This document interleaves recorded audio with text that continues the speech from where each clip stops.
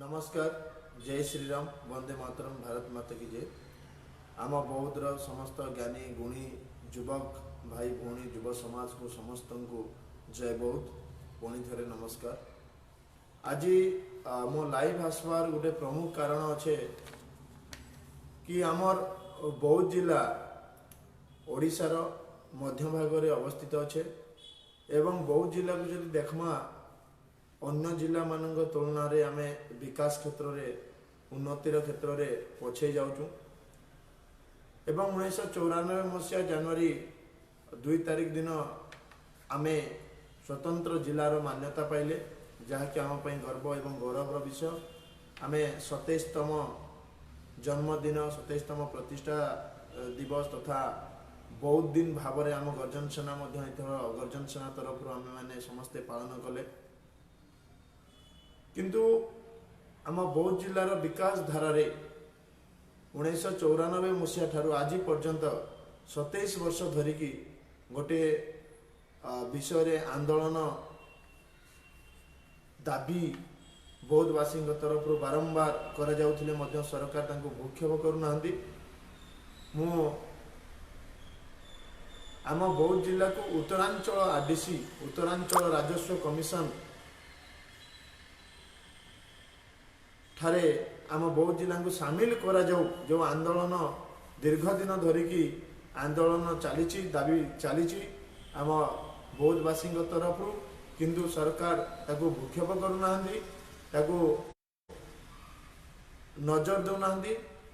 सही विषय रे सही उत्तरांचल राजस्व कमिशन रे आम बौद्ध को सामिल करंतु।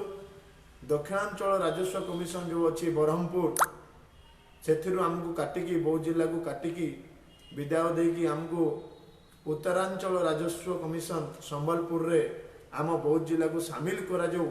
एटा आम गर्जन सेनार बौद्ध जिला विकास गर्जन सेनार आम दाबी जनाऊँ, दाबी करुचु सरकार पाखरे एवं अनुरोध मध्य करुचु माननीय नवीन पट्टनायक की आम जिला को उत्तरांचल राजस्व कमिशन पाखरे सामिल करा जाऊ, तांकर अंतर्भुक्त करा जाऊ, संबलपुर आरडीसी अंतर्भुक्त करा जाऊ।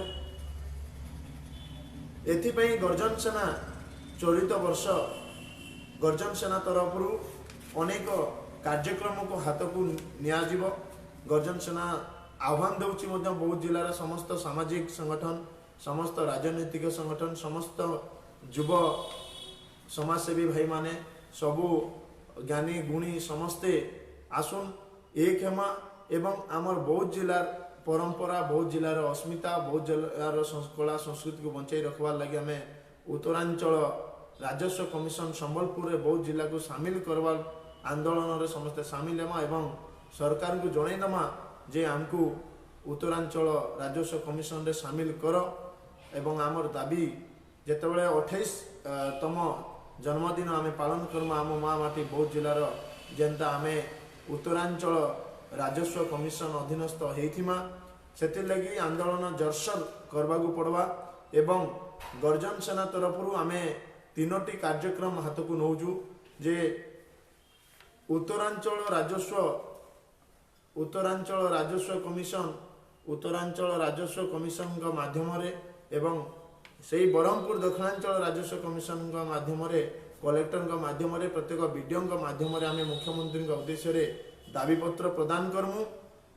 द्वितीय गोटे दस्तखत अभियान रो आह्वान दौचु आम गर्जन सेना तरफ कि गोटे दस्तखत अभियान करमा, जेन दस्तखत अभियान कि आम बौद्धर जेते अधिक रु अधिक पाखापाखि 10,000 दस्तखत अभियान रे सामिल करिकी दस्तखत अभियान से दस्तखत संबलित दाबीपत्र को आम गवर्नर को मान्यवर राज्यपाल को आम प्रदान करवा कि उत्तरांचल राजस्व कमिशन अधीनस्थ आम बौद्ध जिला को निया जाऊ, किंबा बौद्ध जिला को बौद्ध केन्द्र रे बौद्ध जिला को लेकिन गोटे आरडीसी गठन हो, जदि नूतन आरडीसी गठन करने चाहिए सरकार नूतन आरडीसी बौद्ध केन्द्र हो, नचेत आमको उत्तरांचल राजस्व कमिशन अधीनस्थ करा जाऊ।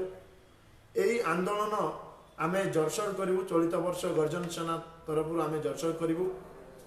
तेणुक आसतु आमे समस्ते मिसिकी आमे समस्ते बौद्धर सचेतन युवक सचेतन युव समाज ज्ञानी गुणी समस्ते आमे हाथरे हाथ कांधरे कांध मिसेकी आंदोलन करिया लड़ई करिबा जेमिति आम महामाटी बौद्ध जिला को आमे उत्तरांचल राजस्व कमिशन अधीन रे सामिल करबारे आमे दक्षता हमा सामिल करबारे आमे सफलता पाइमा एवं कहीं लगी मिसले कहाँ कहाँ फायदा हवा आमर उत्तरांचल राजस्व कमिशन मिसवा द्वारा बौद्धर कौन कौन फायदा हवा सेटा आमे आउ गोटे लाइव रे आगामी दिन में चर्चा करमा एवं सचेतन कार्यक्रम मध्य बौद्ध जिला विकास गर्जन सेना तरफ निया जाउचे। धन्यवाद आपण मानू समस्त को जय बौद्ध। पुणी थे आपण मानू अनुरोध करुचे कि आपण माने समस्ते प्रस्तुत हूँ आमे समस्ते प्रस्तुत हूँ कारण आमको राजरास्त ओह्लैवा पड़ो मुझे तीनटा आंदोलन तीनटा कार्यक्रम कली तीनटा कार्यक्रम करवा संगे संगे सचेतन करके लड़ई को जोरदार करमा जमीक 28तम जन्मदिन 28तम बौद्ध दिन जिते पालन करमा आमर बौद्ध उत्तरांचल राजस्व कमिशन संबलपुर अधीनस्थ हवा दरकार एवं ताकू जनता हले भी करमा। धन्यवाद समस्त को जय बौद्ध। भारत माता की जय। वंदे मातरम।